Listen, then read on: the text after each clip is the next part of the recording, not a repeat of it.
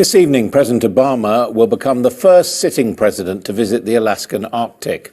It's part of a trip highlighting the urgent need to cut greenhouse gases. But the president's decision to expand drilling in the Arctic has been called a stain on his climate legacy.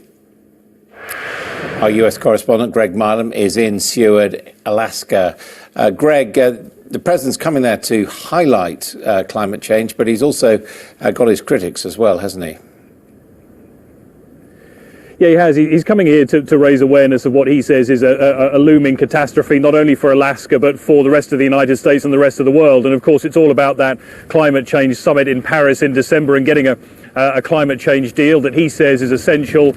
And he says the need is illustrated by what's going on in Alaska. He'll hike on a glacier called the Exit Glacier, which is retreating at an average of 40 feet a year. Last year, 150 feet. It's disappearing back into the ice field. And he says that is a real warning for the world. But at the same time, this is the president who gave approval for drilling by Shell out in the treacherous waters of the Chukchi Sea, what people say is extremely dangerous and risks environmental catastrophe, and of course sends the message that drilling for oil is a good thing, and the US, which is the leading producer now, continues to have that demand. So some see a contradiction there, and this is a place which relies very heavily on oil. So there's a tension certainly in his policies. At the same time, he's ordering new Coast Guard icebreakers to race with Russia for the North Pole and the search for those resources. So there certainly is criticism, even as he comes here, looking at his legacy and calls for action on climate change that he believes is clearly necessary. And would there normally be snowy peaks around you if it wasn't for climate change? Well, it is summer here, and they say that you'd expect certainly to see it pretty much like this, but certainly last winter there was a lot less snow across Alaska, and certainly where he's seeing that glacier I mentioned and the fjords as well, they've had much more mild winters. And the problem, of course, with a glacier is it tells the story that the less snow there is when the retreat is going on, that glacier continues to shrink. And there is a real concern here about what's happening, because all of that raises the sea levels, and the sea levels raise around the world, and the increase of unpredictable weather and climate is something that is of a concern to places much further afield than here, and that's what he says is important to highlight from this visit. Greg, thank you. Well, with me now to discuss this further is Tom Burke, who's chairman of Third Generation Environmentalism and former executive director of Friends of the Earth. So welcome to you. Let's take a closer look then, shall we, at what President Obama has been saying. Well, what he said is that 75 gigatons of ice are disappearing from Alaskan glaciers annually, and he described 1 gigaton as 4 times as high as the Washington Monument and roughly as long as the distance from that monument to the Capitol building. That's about 3 kilometres.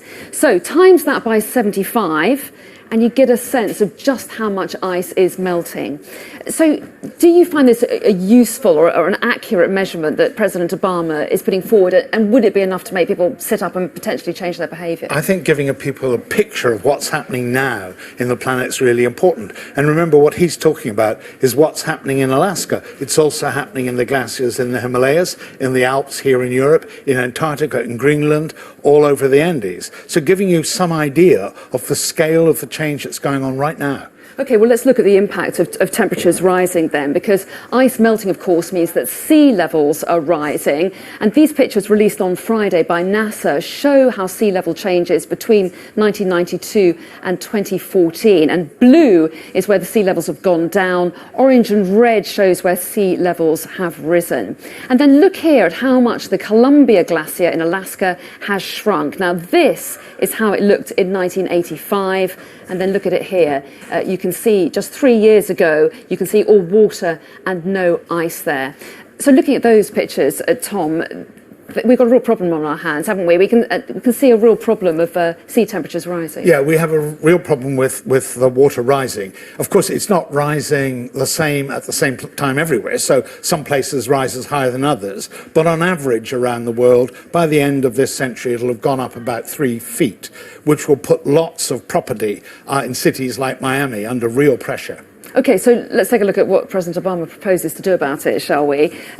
earlier this August, he announced the launch of his so-called Clean Power Plan. That aims to cut CO2 emissions from the power sector by 32% by 2030 from the 2005 levels. Now, critics say he's a hypocrite because he's also given the go-ahead to Shell to drill for oil offshore on the edge of the Chukchi Sea. So do you see a contradiction here in President Obama's message? There's definitely a contradiction, but we shouldn't, expect the American president to be any more consistent than our own politicians. And in the scale of hypocrisy, it's nothing like as great as the Prime Minister saying he wants to be the greenest government ever, and then taking a wrecking ball to all his green policies. So there are contradictions, undoubtedly, and he has upset a lot of environmentalists, and he's to some extent undermined his authority and his credibility on the issue.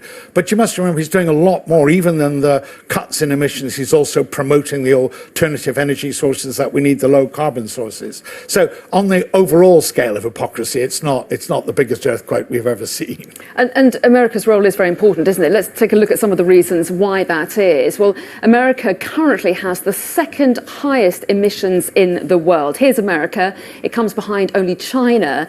And to get some context for these are the 6 countries in the world who emit the most. But it's also interesting to look at it this way as well. Now, here's America's emissions compared to Brazil. Now, Brazil has a similarly large population. And let's compare it as well to Sweden. You may not be able to make it out. It's that tiny little dot there.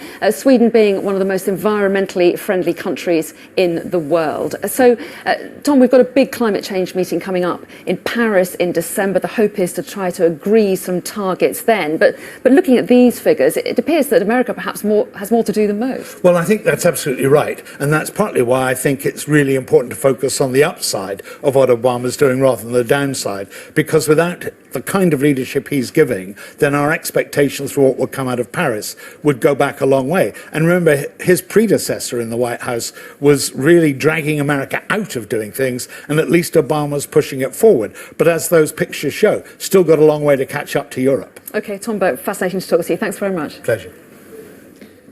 Well, joining us now via Skype from the United States.